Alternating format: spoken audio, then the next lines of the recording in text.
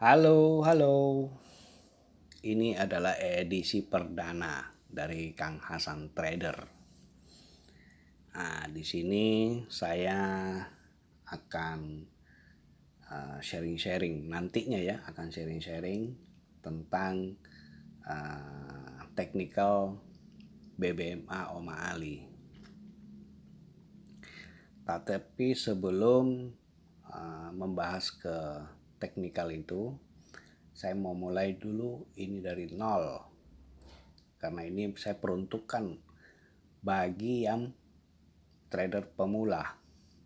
Ya. Oke. Kita langsung masuk ke pembahasannya. Ya, ini pendahuluan dulu. Nah, ini saya akan sharing-sharing sedikit mengenai apa sih kesamaan bisnis konvensional dengan bisnis forex. Ada kesamaannya, ada juga perbedaannya. Nah, kesamaannya itu apa saja? Kesamaannya ya ini, masing-masing punya kesamaan, yaitu butuh modal. Bisnis konvensional butuh modal, bisnis forex pun butuh modal. Ya.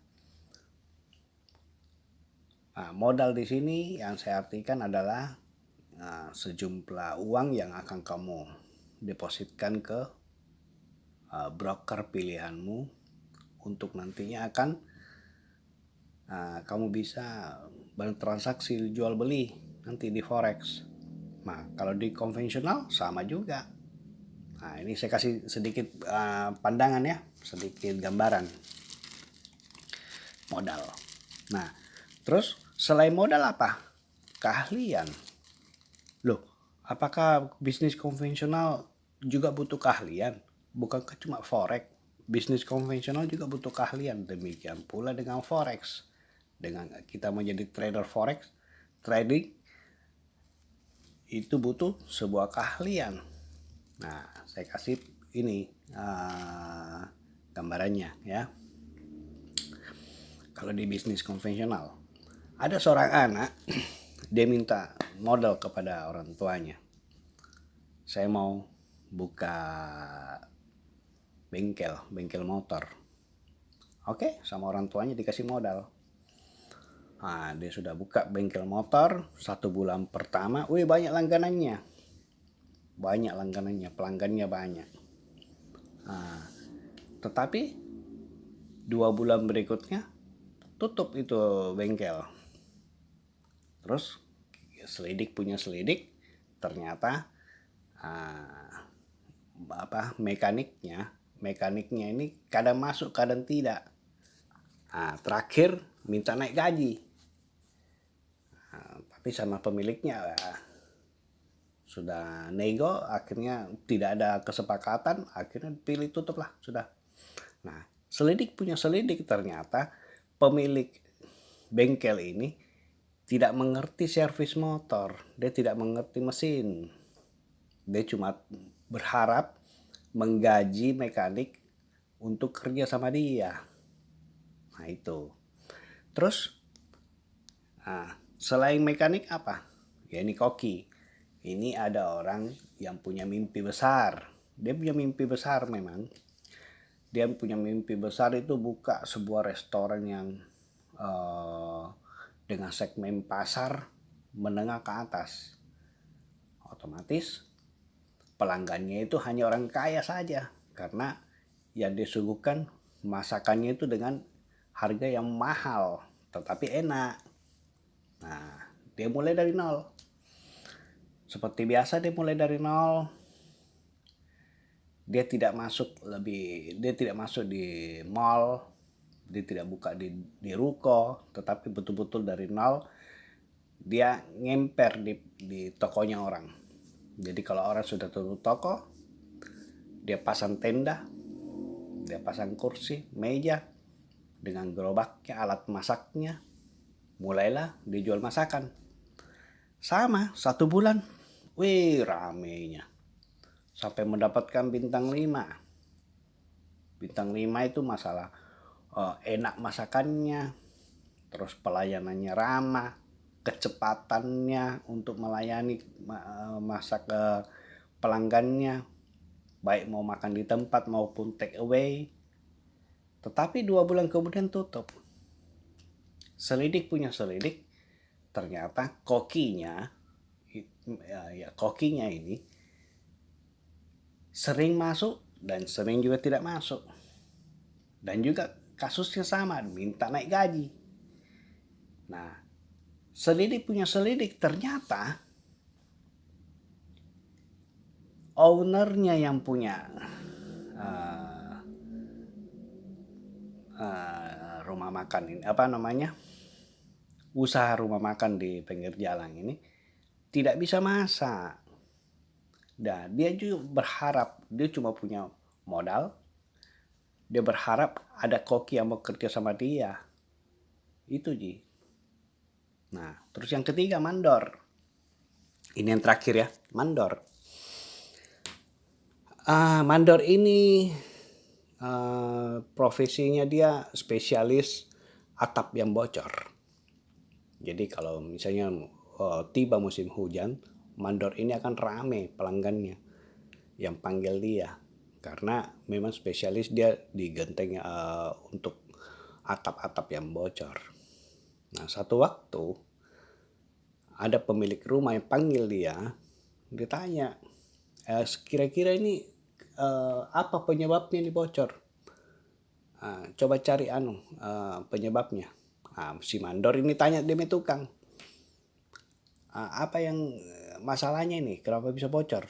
Oh ini bos, dia punya seng ini sudah korosi, dia punya seng ini sudah banyak karatnya. Menurut saya sih ini harus diganti. Nah, si pemilik rumah ngomong, ini kalau saya mau ganti banyak biayanya bos. Begini Pak Mandor, coba kau naik ke atas, coba lihat. Sekiranya tidak perlu diganti kan, ya bisa menghemat saya punya uang sedikit, ya toh, minta tolong. Tapi mandornya ngomong, sorry Pak, anak buah saja yang naik. Karena apa? Saya takut ketinggian. Maksudnya, saya takut ketinggian, dia bilang. Duh, susah juga punya profesi yang harus naik ke atas genteng, tetapi si mandor ini takut ketinggian. Sama juga dia punya bisnis. Awalnya juga rame, tapi lama-lama ya tidak ada orang juga mau panggil. Nah, itu. Terus dari ini kita bilang harus punya keahlian, ya kan? Sekarang kita ke tadi kan kesamaan antara bisnis konvensional dengan bisnis forex. Sekarang perbedaannya bisnis konvensional dengan forex. Nah, ini saya ceritakan sedikit ya. Kalau bisnis konvensional itu wajib punya tempat untuk berjualan, ya. Terus wajib punya stok barang yang harus dijual. Agar dia punya bisnis berjalan, otomatis dia perlu pelanggan.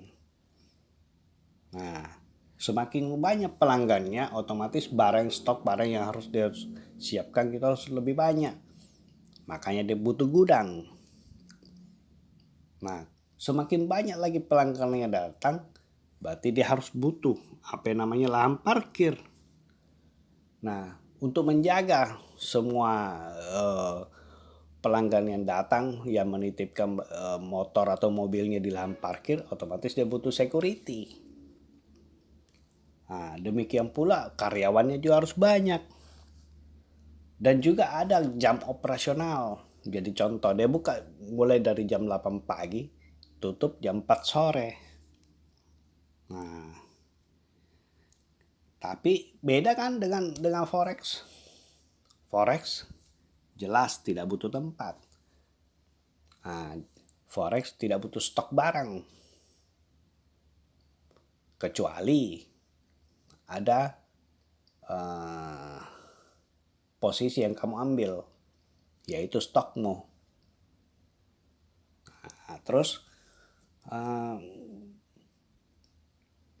trader forex tidak perlu pelanggan, tidak perlu gudang, lahan parkir, security, karyawan, tidak ada itu. Jam operasional pun sangat fleksibel. Kau mau trading jam berapa? Di sesi Asia kah? Kau tentukan, oh saya mau sesi London saja, atau saya cuma mau sesi New York saja. Ya udah. Jadi kau tidak punya jam operasional. Gitu. Ini saja yang pertama ya, yang saya mau ceritakan.